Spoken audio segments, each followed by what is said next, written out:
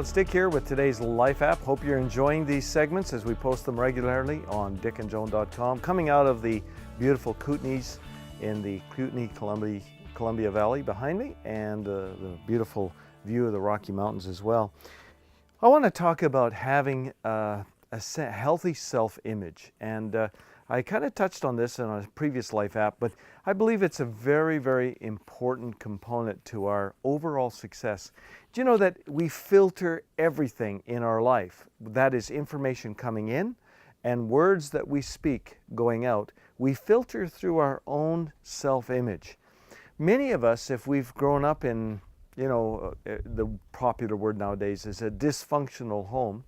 The truth is that all family relationships are dysfunctional since the fall of man, but through Christ we can redeem and actually improve and build a better life, family life. But the fact of the matter is that through a disconnection caused by sin, we are all now dysfunctional to a degree. Well, the fact of the matter is we filter everything through this thing. So, the Bible says this. It says basically to the shrewd man, everything is shrewd. To the deceptive man, everything's deceptive, right? Then it says, but to the honest man, everything's of good report. Why is it saying that? It's saying that because we filter information through things in our heart. When we think everyone else is lying to us, it's likely because that is a characteristic in us. We're lying to other people, so we say, well, they're doing what I'm doing. Well, that's not always the case. You're filtering information. So it is so important to build a healthy self-image, to come to a realistic inventory of what's in your life. Now, what I'm going to say right now are just some things that will help you build a self-image. But the reality is, until you can allow God to get into that internal part of you and let Him heal and rebuild that internal part of you, you can't have a self-image that's healthy. But here's some things that do help. Take inventory.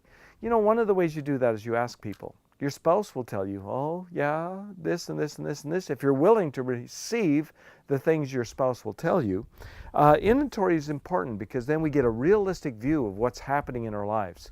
Then the second thing is this, is look after your outward appearance.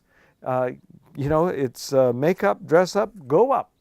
I mean, get up in the morning and do it early enough and get dressed. And they did a study a number of years ago and discovered that people that wear bright colored clothing are in a better mood that day. And people that are wearing very subdued colors very often are subdued. And so it was a reflection of just the way they felt. And I think what we need to do, I'm not talking about dressing flagrantly and in a very outgoing way. I'm just saying that these things are contributing factors. We need to feed our minds and our thoughts with positive material, motivational kind of stuff like life apps, right? That helps. You need to put your hand to new things and build on successes. One of the things I do is I rehearse my own successes. And I also, by the way, I do rehearse my failures only for the benefit of learning from them, but I don't live in them. It's sometimes too much to just stay there. But I also, rehearse the successes of the men and women of God in the Bible. And as a matter of fact, Daniel's and David's and Joseph's and all of these great warriors and great figures in the Bible, they're motivational to me. The things that they've done. One of the things that makes you healthy in terms of your self-image is by being generous. Be a giver.